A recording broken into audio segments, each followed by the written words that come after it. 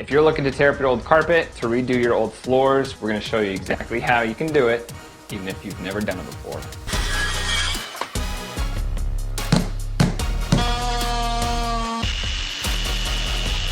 Just a few minutes ago, we finished this laminate vinyl plank flooring in this bedroom, and we're done, and our entire house. You're just gonna watch. You're not gonna help.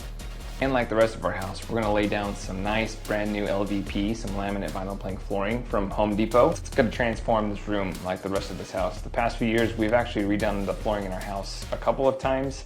We have learned a lot. So stick around. Even if you've never done this before, we're gonna share with you the lessons that we've learned that could save you a lot of time and headaches. So let's get to it.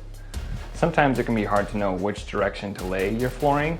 A good rule of thumb is whichever way you walk into the bedroom is the way that the flooring should go. If you're not in a bedroom, then a good rule is to go parallel with the longest wall in the room. So the flooring we're gonna be laying is this life-proof stuff. The color is dusk cherry and it's 6 millimeters thick. So this actually has technically like an underlayment built in, this little black piece right here. But the question is should we lay underlayment? Downstairs we did, upstairs we're actually not. This is a lot softer, you know, the wood is a lot softer than our concrete downstairs. This stuff actually says if you put underlayment down, it voids the warranty, which I'm not really sure what that means, because if the floor breaks, what are you gonna do? And then you're gonna have to tear it up anyways. I mean, I think if it was professionally installed, then it might void a warranty. I don't know. I do know that underlayment helps keep a vapor barrier, like helps with moisture if you ever make spills. But this stuff it seals pretty well. I mean, it says it's waterproof, right? And alternatively, it's way better than carpet. Go to Amazon, they have way better deals than the stuff at Home Depot. Some of the stuff at Home Depot isn't that good, but Amazon has way better pricing. We've installed this everywhere else in the house, including the bathrooms, and we really like it. And some simple tools that you'll need to install flooring: a tape measure, a box of spacers. You know, you can get a cheap box from Harbor Freight or Home Depot. This is a installer tool. It helps you with these tight corners that I'll show you later on. You'll need a little rubber mallet. You can also use a hammer. You need a pencil, and then I like to use a speed square. Not necessary though. For cutting, there's a few different options. So you need something to make straight cuts, and then you also need something to kind of make precise cuts. You'll need to grab a jigsaw, or at least we like to use a jigsaw for any of those like unique cuts when there's like a protruding wall or something that you need to go around, or like you're cutting around the toilet. So you need to grab a jigsaw. Ryobi has pretty budget-friendly tools, and they've worked great for us. You can use a circular saw to make straight cuts. This is usually what we do because it's really small and handy, and you can move it everywhere with you. It makes a big mess though, so it's maybe not the best. Ryobi also has this tool that is specifically meant for cutting. This actually broke because something fell on it, so we can't use it anymore. Basically, this will roll up and down so you can cut long ways for pieces, or you can put a piece of flooring like this, and then you can cut straight and do a straight cut like that. What I use, maybe because I'm lazy, I use a jigsaw and a circular saw. And you can even cut inside, and it makes a mess, but you just kind of clean up as you go. And that's the cutting tools you'll need. The last thing we need to worry about when installing flooring is your spacers. A lot of times you have to put spacers. So when I install this, I'm just gonna put one there, and I'm gonna put one here, slide it up against the wall.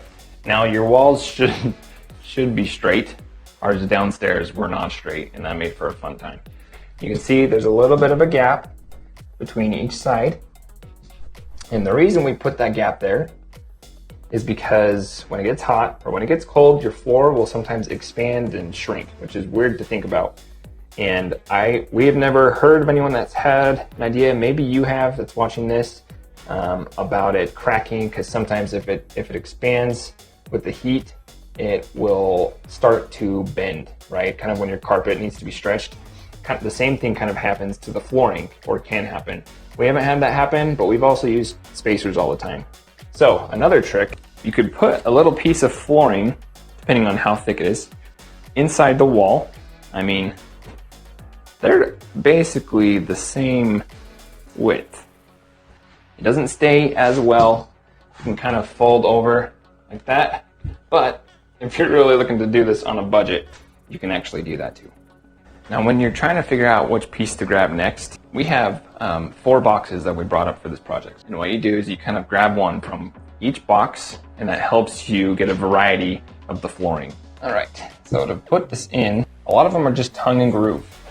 So I'm going to just kind of click this in where it's nice and smooth, nice and even. Okay, once I have it where it's at, I'm just gonna give a few light taps until it's nice and smooth. Okay, so there you go. Put that right there.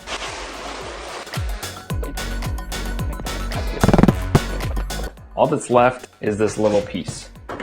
Ideally, a good rule of thumb is you don't want pieces to be less than 8 inches. So that's gonna be 5 inches. And so ideally, you could push this back a few inches by cutting that piece over there. But this is gonna be covered up anyways, so I'm not gonna worry about it too much.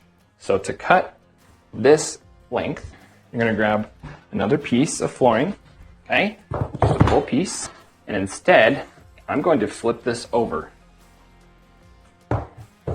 Like this, put it up against the wall, grab my pencil, and make a mark where this other board underneath is.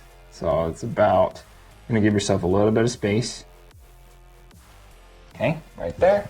Draw a quick line, at least some of the way so I can know where to cut. I'm gonna go cut it. Okay, using eye protection is always important. Safety first. If you're not comfortable with cutting this, maybe using that LVP cutting board with the blade might be better, but this is pretty straightforward. Just gonna line this up.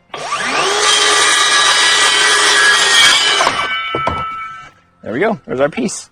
Now this piece can be used for the other side of the room, so we're gonna use that too. All right, so here's the piece that we just cut. So you can see this, we're gonna line it up nice and smooth, so it's lined up on the edges. Okay, that's pretty good. So what do you do about this gap? You can take a piece of your baseboard that you're going to be installing, or whoever is going to be installing, okay? Usually they're about, I don't know, half an inch or so.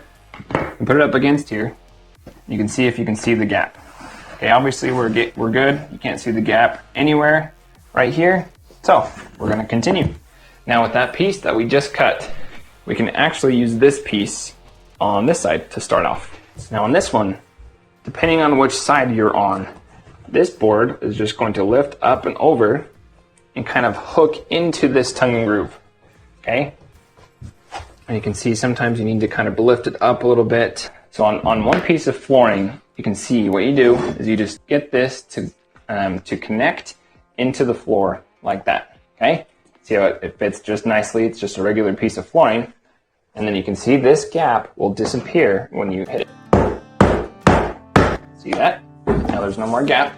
You can do it 1 or 2 more times in different spots.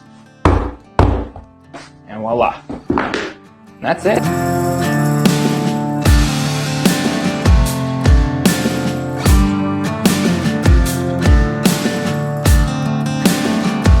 All right, we're about halfway done in this room. Tip, if you're doing this in a room that has a bunch of stuff like your bedroom, you can do half of the room, then move everything to that half, and then you can finish the rest.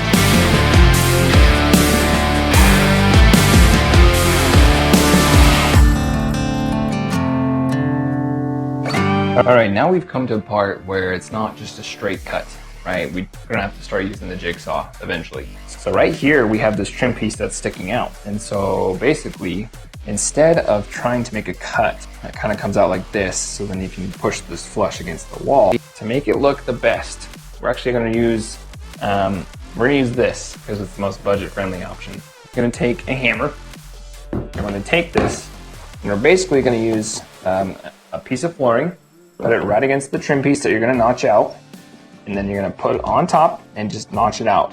And what that will allow us to do is slide the flooring directly underneath the trim piece. There's other ways to do it, like with an oscillator tool.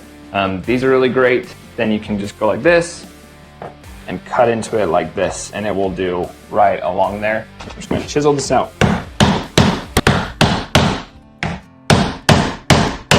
This is what can happen. We're gonna replace these anyways, but basically using an oscillator tool like this will make it so this won't happen. So you can see, little piece comes out, that's good. Okay, well there's a gap underneath, and that doesn't look too bad. Clear out the space, and then watch this. Let's see if it works. I have to give it a little tap tap. A little tap tap tap-a-roo.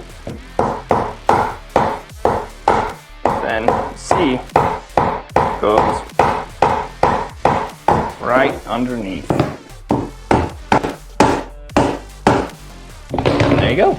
It is just flush, and then we'll have a baseboard right here. So that's how it's done.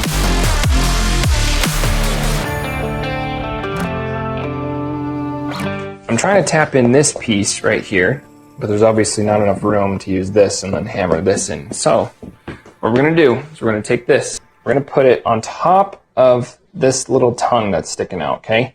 We don't wanna put it on the very edge like that, because when we hit it, it's gonna crush this edge, and then this won't click into the next piece. So what we're gonna do is we're gonna put this on top of this gray tongue, okay? And I'm also gonna use this spare board to put underneath, because sometimes this can mark up the floor. Now, we're gonna give it some light taps, or hard taps, and make sure that this doesn't come off of that spot. Slide in. You'll see how much faster it is than using the wood chisel.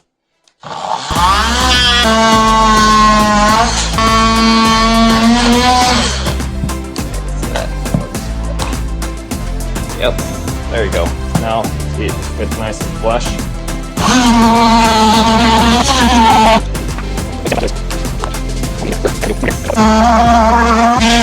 So this piece right here is obviously going to need to be cut because of this wall. I'm going to measure out this wall, how far I need to cut out, which looks like it's, with that trim piece, about 15 inches. And now, you don't want to cut bigger than this, because there's going to be a gap right here. And frankly, this one's kind of tricky because I want it to go underneath this section right here. And there you go. That's what we need to cut out.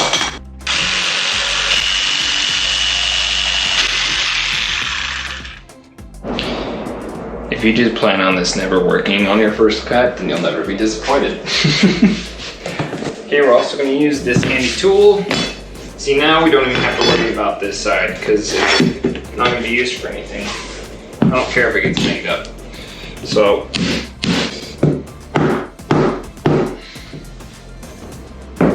oh, see that? I just pried it in and kind of like pushed against the wall, popped right in. But this goes right underneath. We were able to get that. So then this will be covered with a baseboard. You can use things like a contour gauge. You know, there's some tools that can help you out, but I just use a good old tape measure. I'm gonna measure the distance from here to here. Now we're gonna measure from here to here.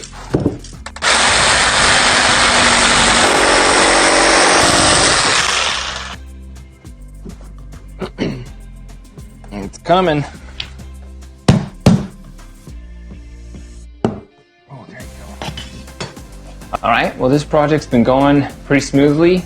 We're currently renovating our 1880s Pioneer house. The bottom half is built in the 1880s, so we've been learning a lot the past few years about renovating this, but flooring nonetheless is one of those things that always makes things look better. So let's go ahead and finish. Here we go.